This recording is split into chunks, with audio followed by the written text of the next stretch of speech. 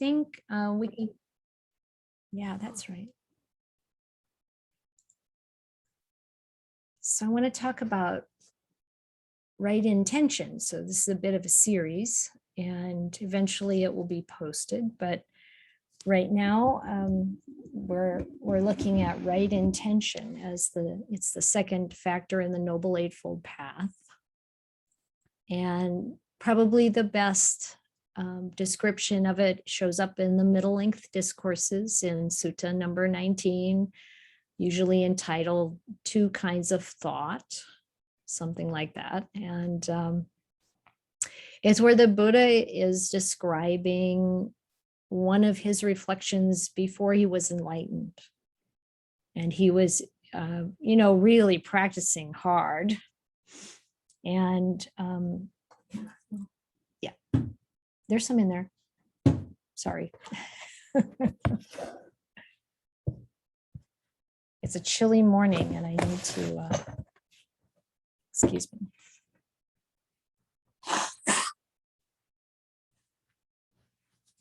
Okay, so back to the story. Okay, it was during the period of time when the Buddha was an unenlightened bodhisattva, as he says, and he was practicing hard during those years of austere practices. And he thought, what if I divide my thoughts into two categories? And most of you probably know this already, but it can be helpful to just imagine that, coming up with that idea. And, he identified that the thoughts that he would put in one category were the thoughts of sensual desire and ill will and cruelty, those kinds of major negative kinds of thoughts. And the other category were the opposites, thoughts of renunciation or giving up, letting go, kind of maybe calming that sensual desire, renunciation. And in the Pali, the words for the other two are just the negation of ill will and the negation of cruelty. So non-ill will, non-cruelty. And sometimes people like to cast that in the positive. And instead of non-ill will, loving kindness or kindness. And instead of non-cruelty, compassion. And I can understand, sometimes it helps us to get a handle on it by using those positive words. But I also think it takes a bit away from the category because, if you look at what's non-ill will, that covers a lot more ground, I think, than what loving kindness. It doesn't have to be that positive. It could be neutral, more neutral, but it's not ill will. What is not ill will? What is not cruelty? It may not yet be compassion, but it's not cruelty. And so when we have this kind of division, putting our thoughts in these categories, then he started to examine the results. So the Buddha is showing us how to practice, how to reflect. When we identify something, we should look, is this wholesome or unwholesome? These things that arise in our minds. Is this leading to goodness and happiness and peace, or is it leading to harm? And what he noticed about those qualities, those thoughts that were centered around sensual desire, which includes greed, lust, all those aspects of sensual desire, or just, discontent, wanting things, wanting some kind of feeling, some kind of experience. This is what gets us reborn. Our unfinished, unsatisfied desires. Problem is, samsara never satisfies our desires. So the Buddha was seeing this, and he was realizing that when one is engaged in thoughts of sensual desire or thoughts of ill will, that kind of resentment or anger or feeling like we're unfairly treated. And maybe it doesn't show up as full-blown ill will, like you want somebody to feel bad or be harmed, but it might be more subtle. We might think of it as, resentment, anger, even certain levels of disappointment and cruelty, of course. Sometimes it can just take the form of disregard. I know someone who was a pilot during the Korean War and dropped napalm on villages. And then his plane went down in one of those areas and his captors dragged him through those villages so he could see what he did. He said that was the biggest punishment. I mean, he also was in a prison camp where they had very little food and, all kinds of other things were happening. But he said the hardest part was seeing what he had done. And he said what he realized was before that time, what he had was disregard for the people that he was engaged in fighting. And he thought, and he's decided that disregard is the greatest sort of, I don't know what to say, offense against someone else. So, that can also be kind of a basis for cruelty. So when we really look at these qualities, we can see why the Buddha said these kinds of thoughts lead to harm for myself and harm for others. And we can see it in examples in our own minds, in our life, if we think about how unfair it is to be treated in a certain way, or, something like that, then we can easily build up harmful thought patterns that lead to harmful actions, verbal and physical actions, or getting on board with and supporting others to do things that are harmful. So we can understand that this is a good practice the Buddha set up for himself. And of course, there's the opposite side, those beautiful thoughts, of renunciation, letting go, giving up our desires, our cravings, and that which is not ill will and not cruel, which, as I said, can cover a lot of ground, a lot of territory. And then what the Buddha realized about these thoughts is that where do they lead? He said they don't lead to any kind of harm. He said you can think a thought like that all day long, day and night, and nothing bad happens. He said you don't have to be afraid of that kind of thought at all. And that's beautiful. He said if you think day and night on such thoughts, you might get tired of thinking so much, but you're not going to cause any harm. So this is the basis in other places in the suttas. This is described as right intention. Wrong intention and right intention, these two groups of thoughts. And one of the things that the Buddha says in this sutta on two kinds of thought is that when we are thinking about sensual things, where our thoughts are rooted in sensual desire, then we are giving up the practice of renunciation. When we're thinking thoughts of ill will, we're giving up the practice of goodwill. We're giving up the practice of non-ill will. So we have to think in terms of our thoughts that we give attention to. Now, this is not the ones that just randomly pop into our head based on old karma and experience. Sometimes people can put a lot of importance on what just comes to mind when actually it doesn't deserve importance. It's not a sign most of the time, it's just old karma. Even dreams are often like this, it's stuff that gets cobbled together somehow in our psyche based on things that have happened before that we've seen, heard, tasted, touched, smelled. And it's not really important. So it's not those thoughts. That's old karma.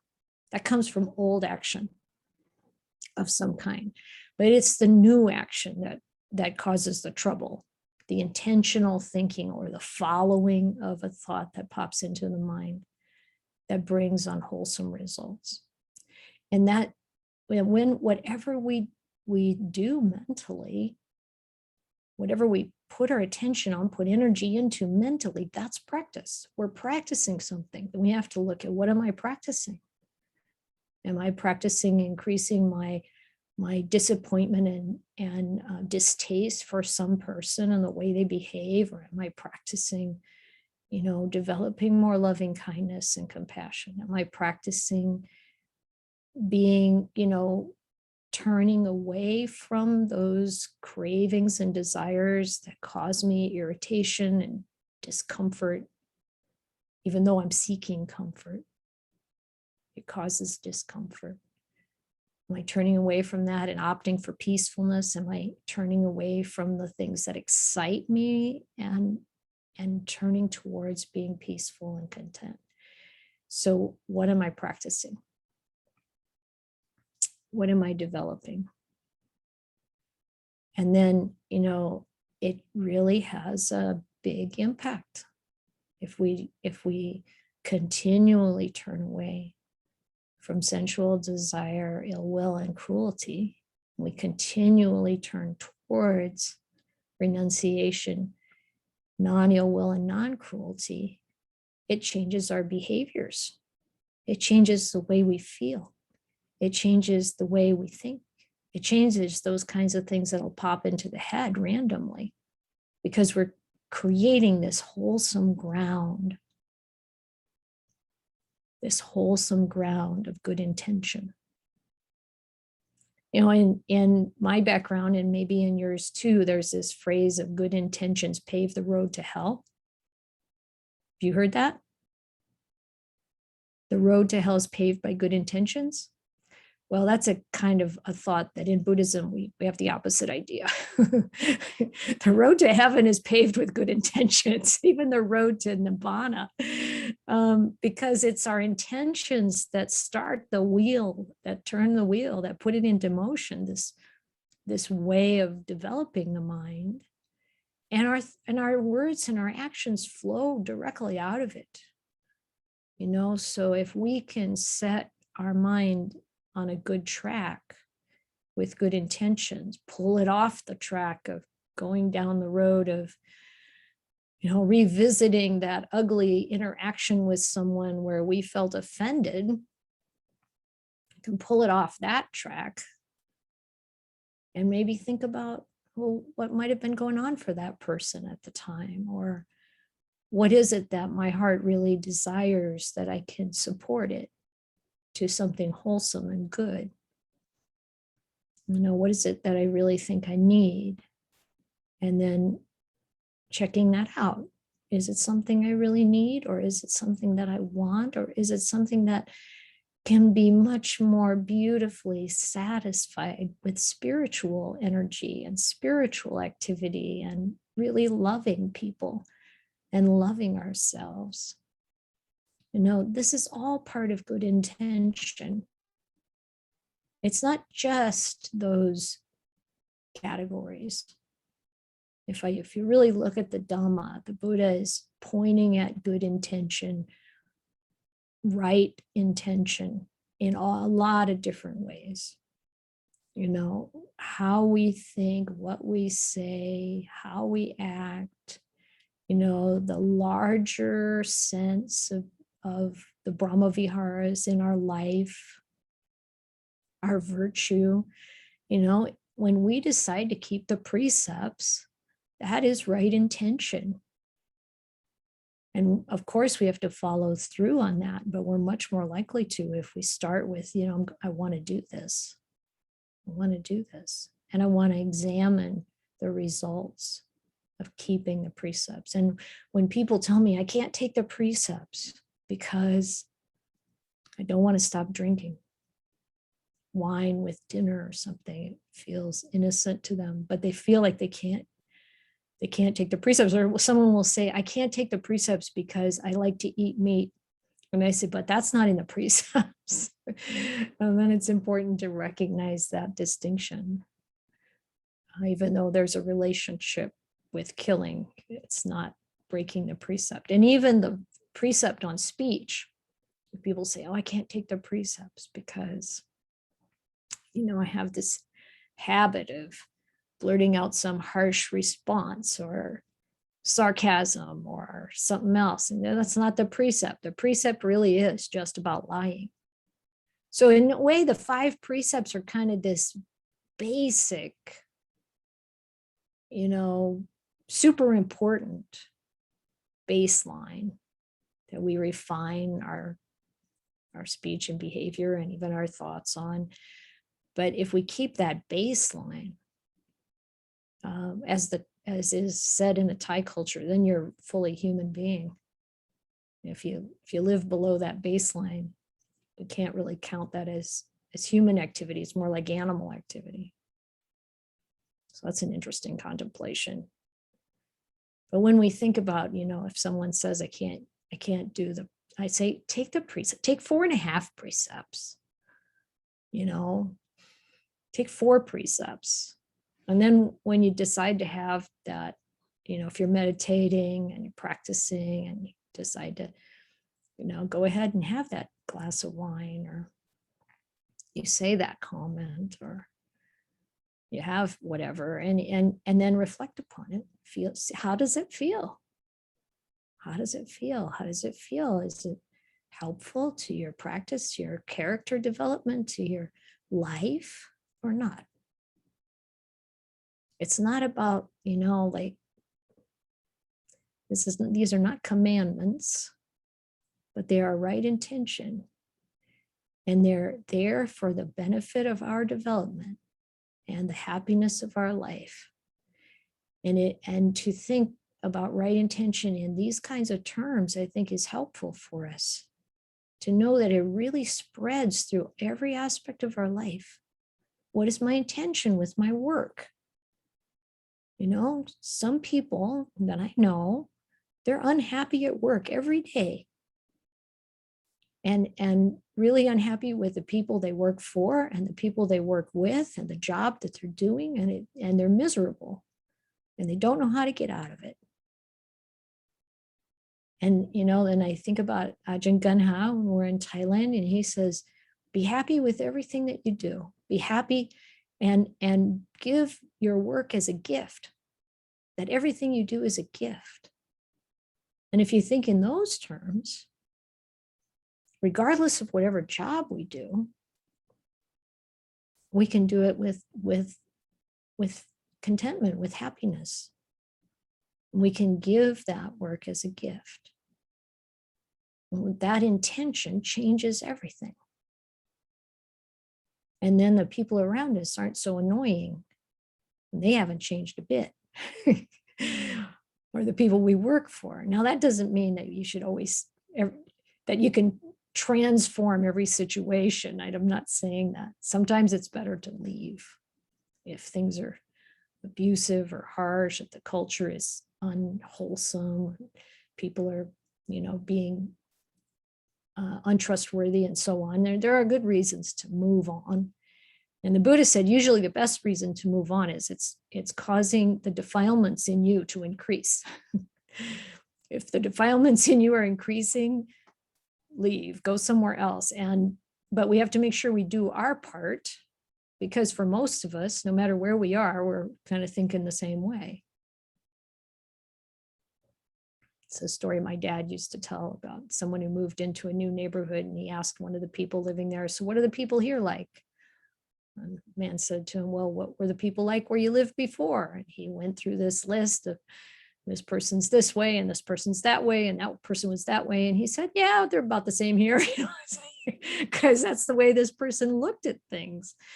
That's what he saw. So we have to be careful about that. We can bring our bag of woe with us. But if we're watching that part, there are some situations that are important to leave. A lot of times, what changes our experience is the change in our intention. That's where it starts. Am I gonna be giving and loving and kind and renunciant? Now, a lot of people don't like that word. It sounds like I'm gonna have to give up the things I like. And yeah, there might be some of that. Whoa, we got the sun shining. It's hard to see here. Let's see what happens. Oh, that's not better. Would you put the light on back there? Yeah. Maybe we can. This one? No, I mean the big one. Ah. Sorry, folks. I just try to give you a little better ability to see. No. No? Close the curtains. Doesn't matter. Ah. That's okay. I can try. Okay, she can try. It's so nice to have someone here helping out. She's got great intentions, I can tell you. I can see by her actions. So willing to pitch in and help. And okay, I'll stop embarrassing her now. Thank you, Andy. Is it good now? Yeah, it's better. Great. And I mean, this sounds like a little distraction aside from things, but actually it's just like what we have to do with the mind. You look at the situation, can I improve it? Do something and see if it helps. And if it doesn't, try something else. But it all begins with the mind. And last time we talked about right view and the many ways that the Buddha and his disciples talked about right view. And that's the first in the list of the Noble Eightfold Path, because it really is a requirement to get even started. But it's not like you have all right view right away. It develops over time. And the final drop in the bucket at the end completely takes away the conceit I am. And so much of our suffering is, well, all of our suffering, I think, is tied up with that idea of me and mine. So we have the right view that we've been able to pull together so far, and then we check out our intentions. Are we thinking in a good way? Are we intending? Are we inclining in a good way? And the best way to incline, the best foundation to build our intentions on is what the Buddha referred to as the view that is noble and emancipating. Now we're moving in the direction of Nibbana. That's what we're about. That's what we're doing. And I like that phrase of inclining towards Nibbana. You're kind of like leaning in that direction. You lean in that direction and you shape your thoughts in accordance with that. And then things start to happen. Things change in our life. And when things aren't going well in our life or in our mind, these are the kinds of things we can look at. What am I feeding this mind? What thoughts am I putting emphasis on? And now I have to say, this is not about shoving anything under the rug. The Buddha wasn't into that at all. No spiritual bypassing. You got to look at what's there.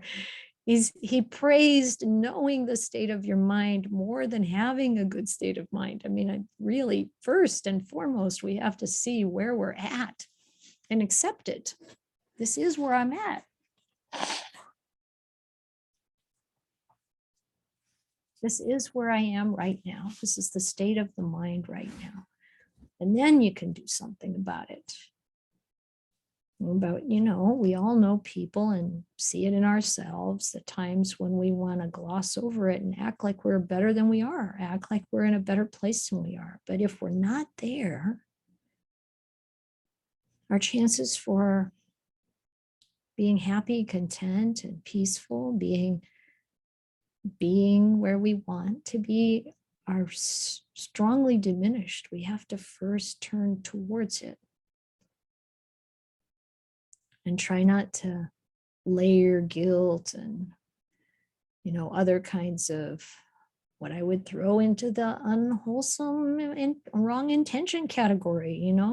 It's like, how much cruelty do we like put upon ourselves, feeling bad about how we are, when we can just instead go, yep, look at that. Wow. That flash of jealousy or that flash of anger or whatever it is, that comes up. This morning at breakfast, we were talking a little bit about flashes of sexual desire. Yeah, we have weird conversations here in the monastery, but I won't give you the gory details, but Andy's kind of like, ah! It comes out of the monks' poetry, the book of verses from the enlightened monks. So go ahead and read it. See if you can find the one that kind of goes, ooh, about sexual desire. But it caused that monk to get enlightened. And this is what we have to remember, that whatever we might feel put off by that comes through our mind, if we use it in the right way,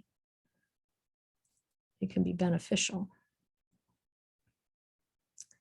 Sometimes I've had people say, oh, I had this horrible thought. I was so appalled that I could even have such a horrible thought. I was shocked that I could have such a horrible thought. And it's like, don't make a big deal out of it. Just learn from it. Learn. I don't want that thought. I'm not going to give that thought any airtime. I'm not going to give that thought any energy. I'm just going to recognize, okay, that thought comes from something in the past. I don't have to take ownership of it. I just have to deal with it appropriately. Not to heap more unwholesome thoughts on top of it. Be kind to ourselves. Rehabilitate ourselves. I mean, we look at our prison system, and there are a lot of people now clamoring for reform, which is a good thing. And we've got some happening around here in California, in the county next door to us, Santa Clara County. They've got a really good person in charge of the prison system and the legal system in that part. And he's like incarcerating like 1/3 less people. And it's really improving. It's inspiring to see the changes that they're making towards rehabilitation. And the Buddha was totally into rehabilitation. There is no circumstance for which there is not a path of spiritual recovery. Let's try saying that in the positive. No matter what we've done, no matter what somebody's done, there is a path of spiritual recovery.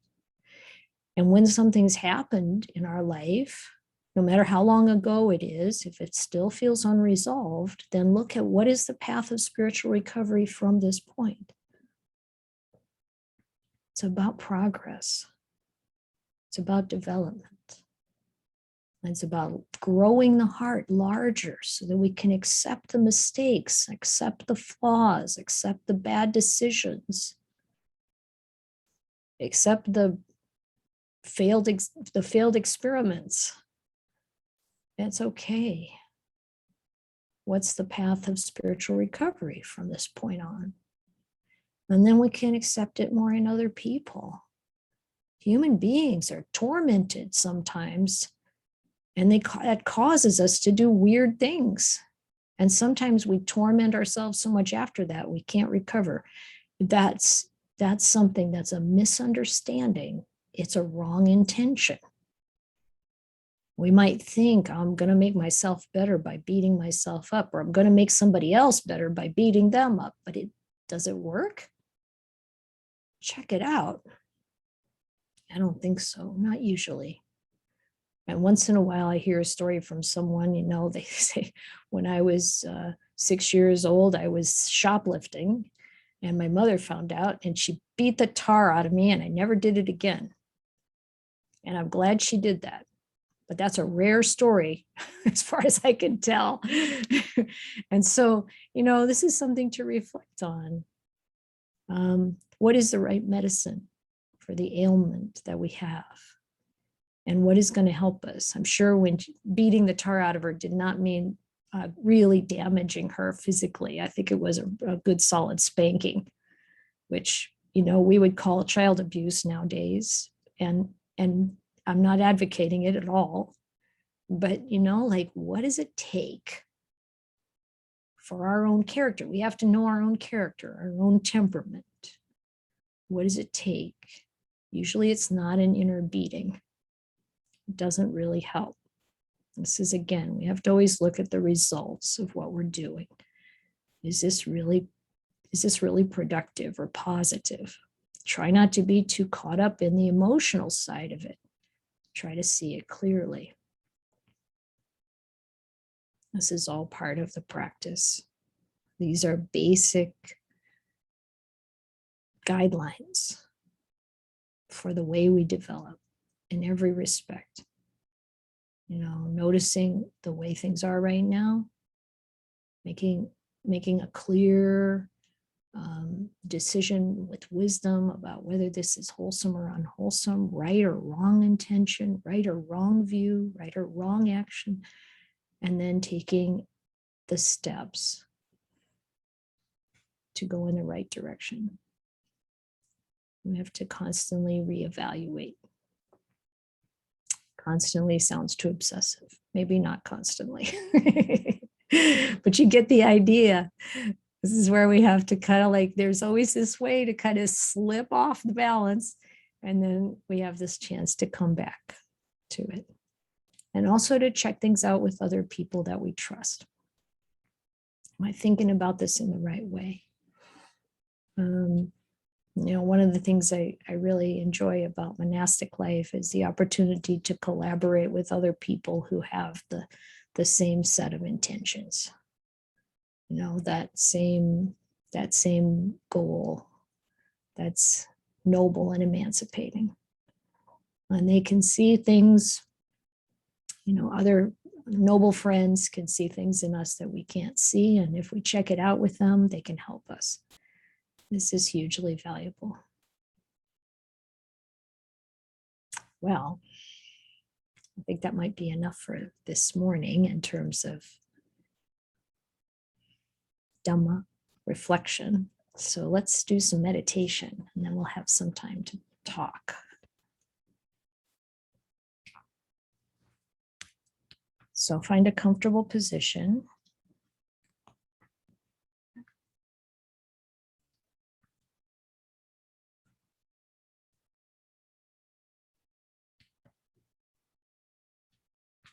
Going to make the meditation time slightly shorter than usual, not too much, because this is probably the high point of the day, unless you've got many other meditation hours planned. But I like to really remind myself that our meditation time is the best part of the day.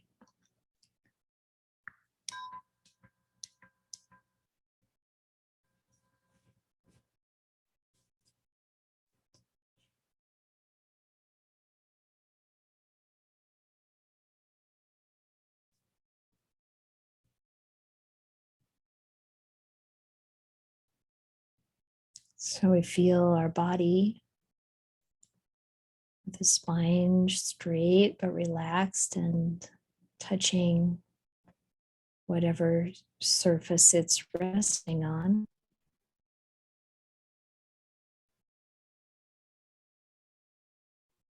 Grounding ourselves, settling, and establishing mindfulness.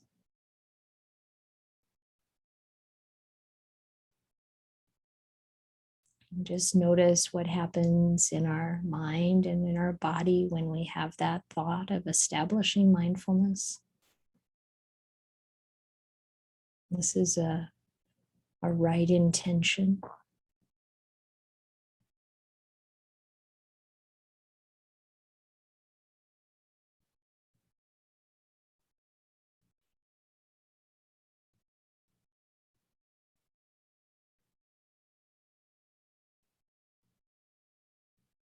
using the focus on our breath, or if the breath isn't a good meditation object for you, which is true for some people, and using what helps, what is supportive, helps the mind to settle, helps the body to settle.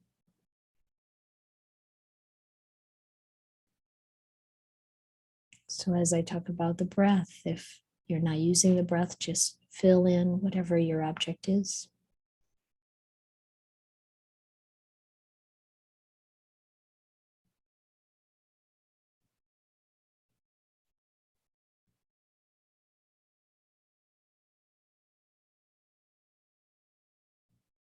And breathing in, knowing you're breathing in, breathing out, aware that you're breathing out.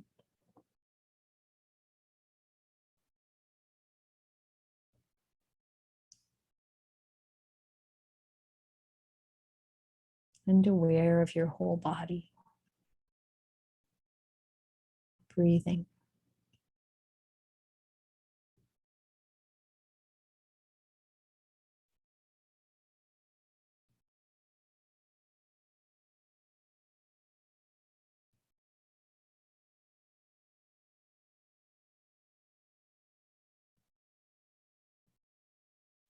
And you might already feel the body becoming more calm simply because of this awareness.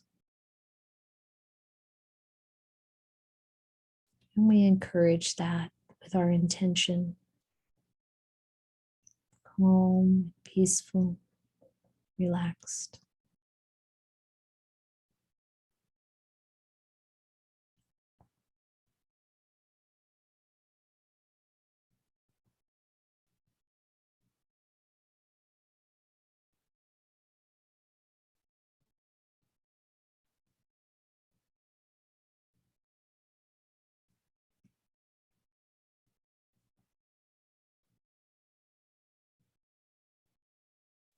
And we can bring a loving intention to this body and mind.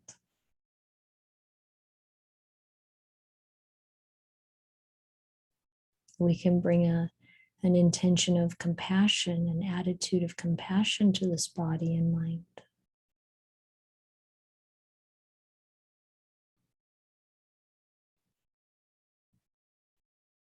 May this body and mind be at ease.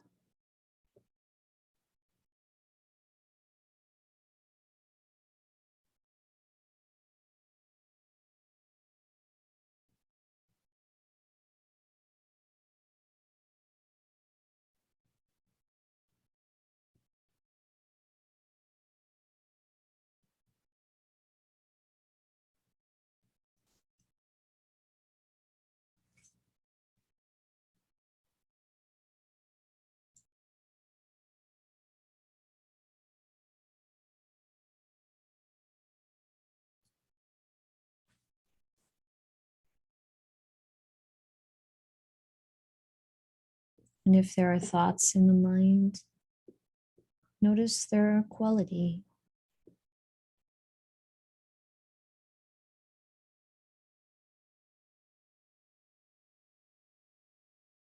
If they're restless or agitated, invite them to become calm.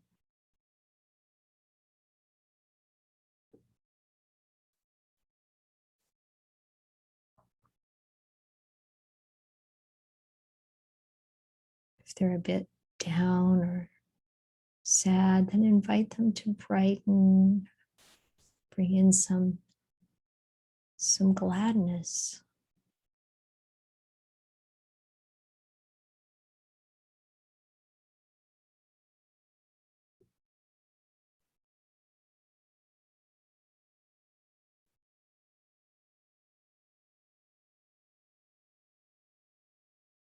You might make a distinction between the thoughts and the mind itself. But we can bring gladness to both, to the whole thing, the whole mental activity and state, with an attitude of kindness, an attitude of acceptance.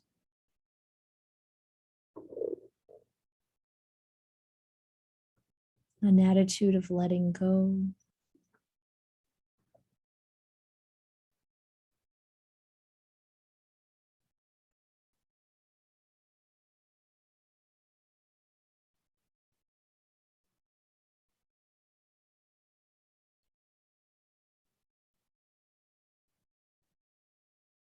So that peace and goodwill really fill the mind.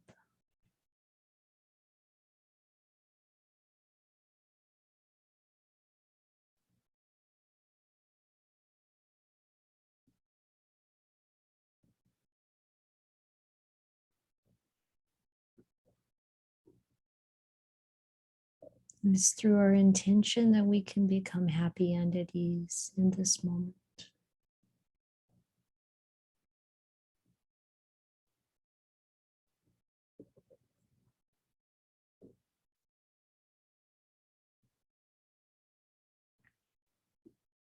And when or unpleasant feeling arises in the body or the mind,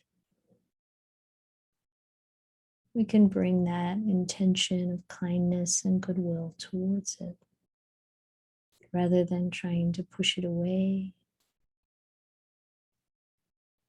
or feel irritated or disrupted. Just wrap around it and let it be part of that gladness and happiness and contentment.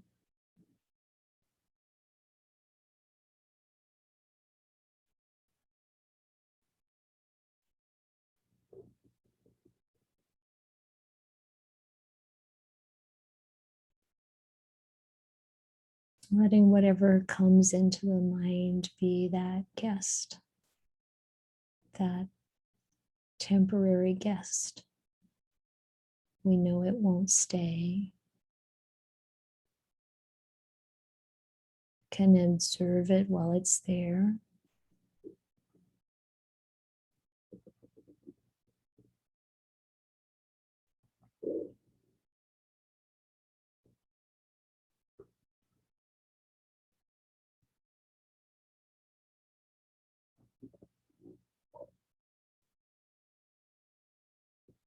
And we can let it go.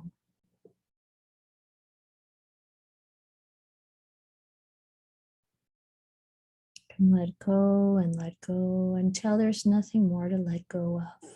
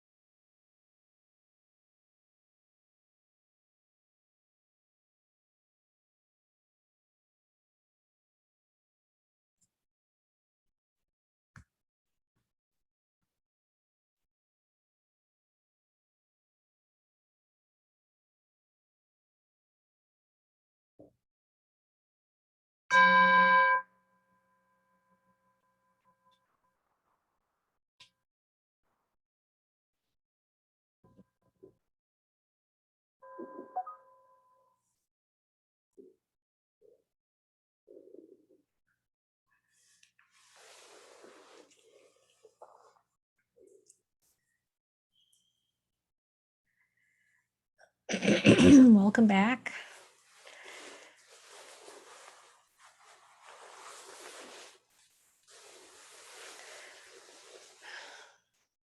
Welcome to Dora and Hansi. Do you want to say where you're calling from?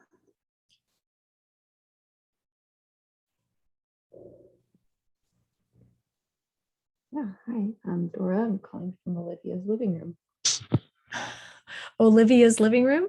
Mm-hmm. Great. Welcome.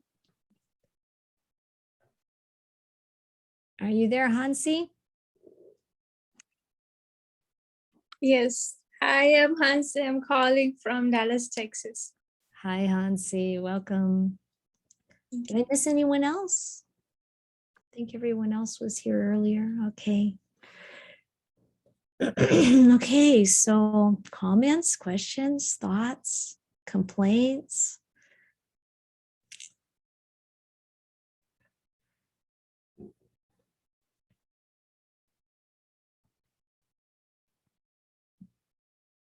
I know. You go into that nice meditation or whatever it is, whatever happens, and then who wants to start talking after that? Joyce?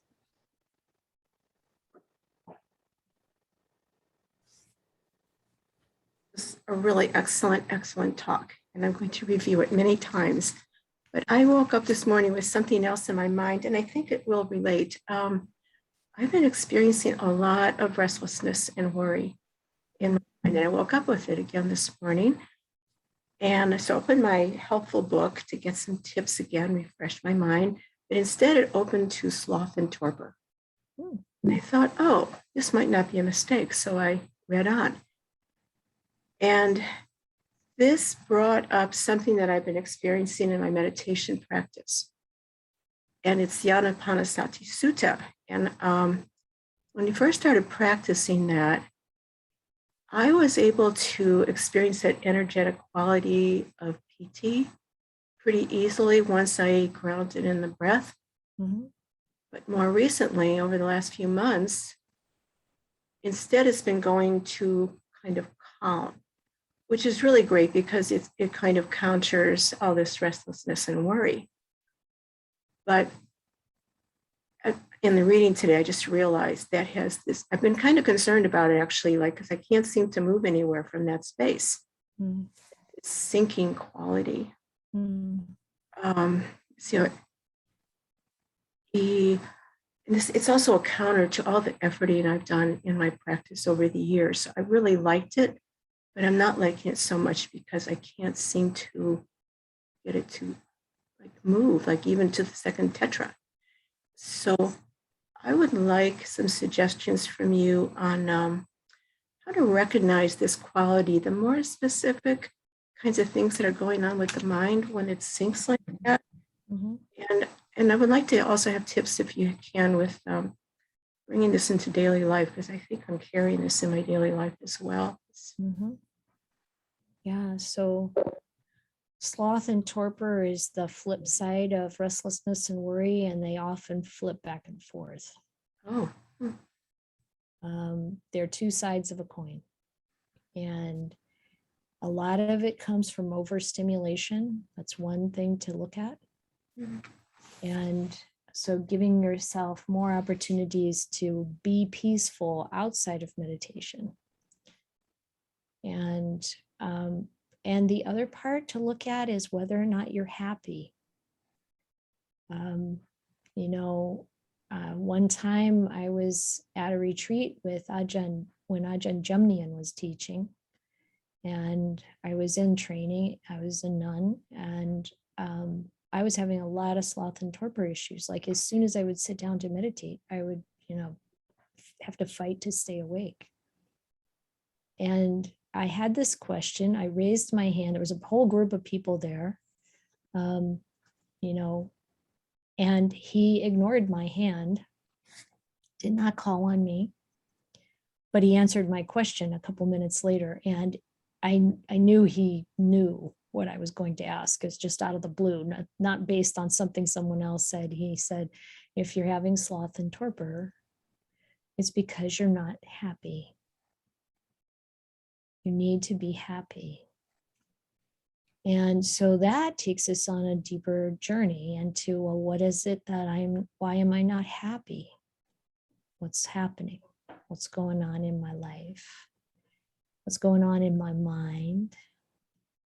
And really see what that investigation yields. And, it's true that Anapanasati is amazing, and it's an amazing framework and tool. But our practice continues to develop and change, and the circumstances in our life continue to change. And sometimes we hit periods that are very dry, and sometimes we hit periods that bring up other things, because there are a whole bunch of things that could arise from our past karma for us to work with. And things change, and the circumstances in our life changes, and where our mind tends to go when, it's allowed to roam. And so these are all things to consider. And when we're using Anapanasati, most of the time when I teach about it, I'm teaching like how to understand those 16 instructions and how to use them. But then it comes to a point where, I think we are just able to put our attention on the breath and allow ourselves to completely fill with that breath and completely rest into it and let the process run on its own. And just observe with curiosity and interest into what happens. So it might, once you look at like, how can I be more happy? How can I reduce the stimulation? How can I look at the patterns in my mind and see what I can learn from that, and how I want to adjust that? Again, the intention, the thinking, and then, what is it that I can use in the Anapanasati framework that really helps me to connect with that spiritual energy and let go. And even if it's not, don't necessarily go from instruction 1 to instruction 16, pick one out of the middle, whatever it is that brings up that spiritual energy, and helps us to connect with that, because that's really what it's about. And letting go, resting, letting the mind unwind. There was a place before I started to go into the sinking place where I really could feel my body fill with the breath. And it was just truly amazing after all the efforting I've done in, previous years, to feel that somehow it slipped. And I'm kind of thinking that I really do need to look at some of these lifestyle, the overstimulation and the unhappiness. I think that's another direction. Another thing, of course, to watch out for is trying to recover something that happened before, because we are never able to do that, because when we're trying to get back to something we had before, we're actually traveling a different path than we did when it first came about, with all of our new kind of experiencing and moving. So we have to take it fresh and it's that beginner's mind, start again and really come to it afresh. And look at what in this moment will inspire my mind? What in this moment will open my heart? And what will I experience that I haven't experienced before? Because that's what we need to do. We have to experience what we haven't experienced before in order to wake up. And, there's this saying, if you want what you don't have, you have to travel the path you're not traveling, so if we do have to look to, how do I hold this in a different way, or encourage myself in a new way. That's really good. Yeah. Yeah. And don't get discouraged. Because the path has all different kinds of twists and turns to it. And what makes it productive is our own determination, our patient endurance, not to get discouraged by these kind of like what look like a downturn or an unproductive patch or a stagnation, because if we keep examining, it's not stagnant, we're learning. That's why I wanted to ask it. I wanted to get a little infusion from you. So thank you. You've done that. Yeah, you're welcome. And I kind of like that idea of, I was one who cheered for the hour and a half, but it's nice maybe to have a little wiggle room if the group consensus allows. So first of all, thank you. I found your talk really refreshing. And I have two things I'd like to share. And the first was, I appreciate what Helen shared, and it just made me think about motives, which, has become one of my favorite topics lately. It kind of comes and goes, but when I dial back into the idea of motives, it puts me on a better path, I think. In my life, I think the good news is over the years, and through some dedicated, let's say, training experientially, I've learned to become a lot more self-aware, which has been wonderful. That's the good news. The bad news is the more self-aware I become, the more selfish I realize my motives are behind the things that I say and do. And but truthfully, it's kind of liberating, because to be able on a regular basis to look back on any interaction, whether it's at work or at home, and say,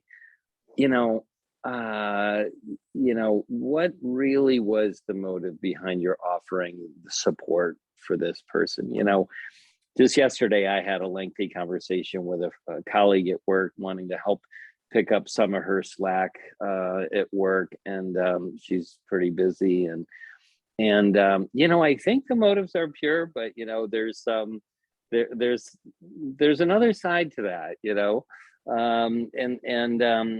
so that's just one thing I wanted to share, is that this practice has definitely helped me look more honestly at the motives sometimes behind my my words and my actions. But then the other thing about intention, and I guess maybe there's a question in this. I love the whole, kind of right intention, wise intention. I get a little bit lost sometimes with intention, in the sense that it can be so much, like, there's so many levels to intention, first of all. And I guess maybe being a person who sometimes maybe over intellectualizes things, I get lost in that, what is my intention for my life? What is my intention today? I sat a retreat a couple of years ago at Spirit Rock where this came up, like every day, one of the teachers brought up intention, in a Dhamma talk or something. And I thought, oh, would they stop talking about intention? Because not really because of anything they were doing, but just because I was realizing how confused I get, first of all, with intention. When, on any given day, if you said, sit down, Matt, and write, what do you think your right intention is for life? It's going to be something different all the time. And because there's, my intention is for the well-being of all living, sentient beings. And then there's, well, what is my intention in any situation, Mm-hmm. So as silly as that may sound, I can get a little confused around that. And so I guess the other where the question comes in, I think, is, what would you recommend around how to kind of staying grounded on an ongoing basis with an intention? I can very easily get sucked into my day, right? And then I get lost in my hindrances, and and any intention goes out the window. But just how to set an intention that I can like be, kind of live with and function with on a day-to-day basis, if that makes sense. Yes. So I think part of the answer is to fall out of thinking. Yeah. And go back to feeling. Mm-hmm. And that's kind of relevant to your first comment also. And when we feel like we're getting a bit confused, or it's getting messy or murky or busy or something, then coming back to the feeling, coming back to where's the ego sense, the I, me, mine in this. And even in the kind of like the noise of the many layers of intention, where's the I, me, mine in this? What happens if I set that aside? And in a real sense, there's only one goal, and it's to awaken. And that spiritual, that noble and emancipating right view, that's it. Everything else is in service to that, and everything else will be of kindness and goodness and virtue, and if we hold that in our mind. And so in some sense, if we start to think about it too much, or if I feel like I have to have a certain intention formed verbally, I might get too kind of literal and heady about it. But if I have the intention to stay wholesome and open my heart and feel that, what it feels like to have that purity of mind, rather than the other stuff, and I keep coming back to that, I can stay grounded. It's not an idea, and it's not an ideal. It's our lived experience of goodness. And I know that that is so prominent in your heart. It's an easy one to go back to again and again.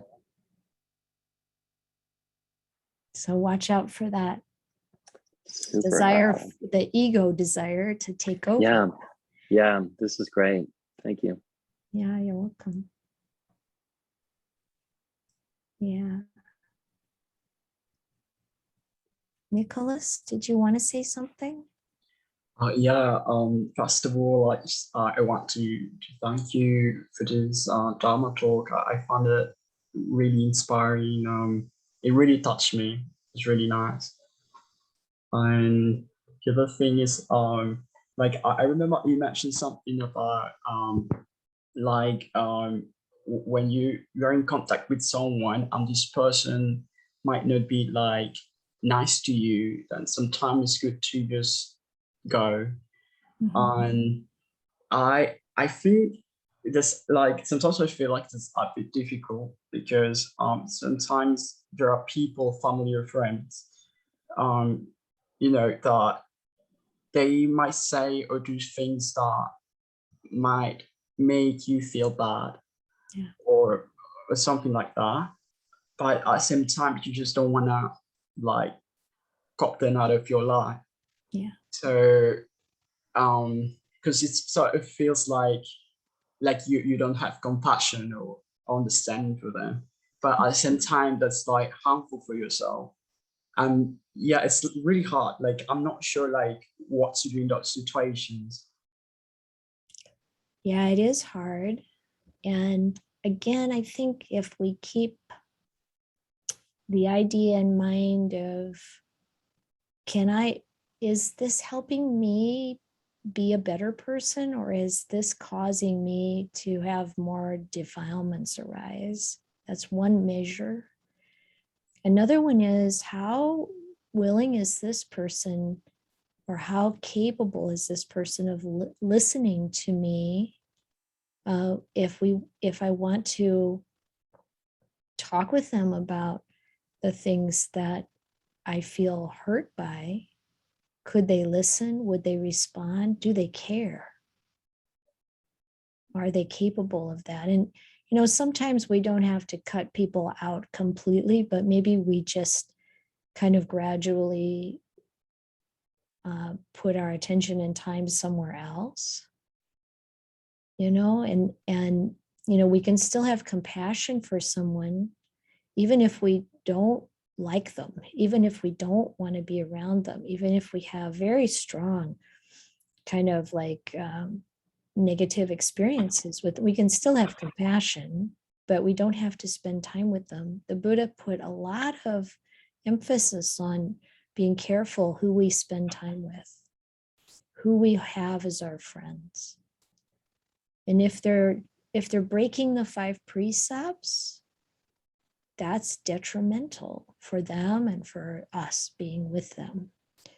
If they're, just maybe have a kind of a character or demeanor or temperament that's kind of rough, it might be okay, but it might not to be around them. And it is true that it can be hard to decide, but really try to step back and see how things are working more in general, not just an instance here and there of something that feels bad, but more in general. Like, does this bring up, does this reveal a better side of yourself or not? Or is it worse? Because we all have defilements, different things provoke them. So just really try to evaluate in those ways. And it may really be something you can try without burning the bridges. I would try to step back without making an enemy of this person. You want to still have kindness and compassion towards them. Maybe there's still something you do together once in a while, but maybe you seek out people who are more in a line with Dhamma in their life, people who are more supportive of your own flowering goodness and peace in your life. I know there's no pat answer, but it's really an important area of reflection, and it can be difficult to, basically say goodbye to some relationships, but it's actually very common when you start to practice. One person even told me that when he started to practice Buddhism, the teacher he had said, "You're going to lose all your friends." And he thought that can't be, but then he found it was true. He did have changed, all his friends changed, he was into a new crowd, and it's not bad. It's like there are lots of people in the world, and when we change, we resonate with different people, perhaps. And then once in a while, there's a friend who sticks with you in your life, and they also change. And it's really okay for things to end. That's one of the things that we resist very strongly, but it's natural for things to end. Sometimes even in a very primary relationship, like a marriage or even a relationship with a close family member, sometimes it has to end. And it's okay. It's natural for things to end. So just, kind of evaluate, how does this affect you? And if it's something you can learn from and work with, but if it's something really unwholesome, then back away, because it's not worth it. And don't expect to change other people. That's another way we really get caught up. We think, oh, you know, if I can do this or that to help them, either we want to rescue other people. I'm not saying this is your case, but that often happens. We think we're going to change somebody, or they're going to become different, and it's all going to be okay. And that is generally a losing battle. So it's better to slowly back away. If it's a toxic situation, you know, maybe you back away a little faster. But, you know, holding a peaceful, kind thought for them regardless. Thank you. Yeah, I hope Like- that like- helps. Like to keep balance, like have this good thought about them, but at the same time keep a bit distance, because you know that might be harmful as well. Yeah, Thank you. you're welcome, Nicholas. Okay, my friends. I know Joyce is going to ask if you shared, are you happy to have it on the recording, or would you rather it not be? Joyce, I think you can delete mine just to make the recording run more smoothly. And this is Helen. Yeah, Joyce, I think I'd prefer mine not be there as well. Thank you. Thank you Thank both you. for saying that. I'm fine, Joyce, including. Okay, and also, I mean, whatever I say is always, you're always welcome to share that with anyone. So if it makes sense, you can keep that stuff in. Okay, my friends. It's lovely to see you. And I hope you have a really good week, or some of you maybe we'll see on Wednesday night, and take good care. We're working up to Katina, which is going to be our big party on the 24th. Be sure to tune in. Ajahn Nyanako and Ayya Nandabodhi and Bhante Jayasara, not to be confused with Ajahn Jayasaro, Bhante Jayasara from the Sri Lankan tradition, and I will be giving talks, and we'll have our robe of cloth acceptance ceremony and so on, and that'll be in the afternoon. I think it starts at 1:30 on Sunday, the 24th of October. Okay, All right. much love to all of you. Todd? Bye-bye.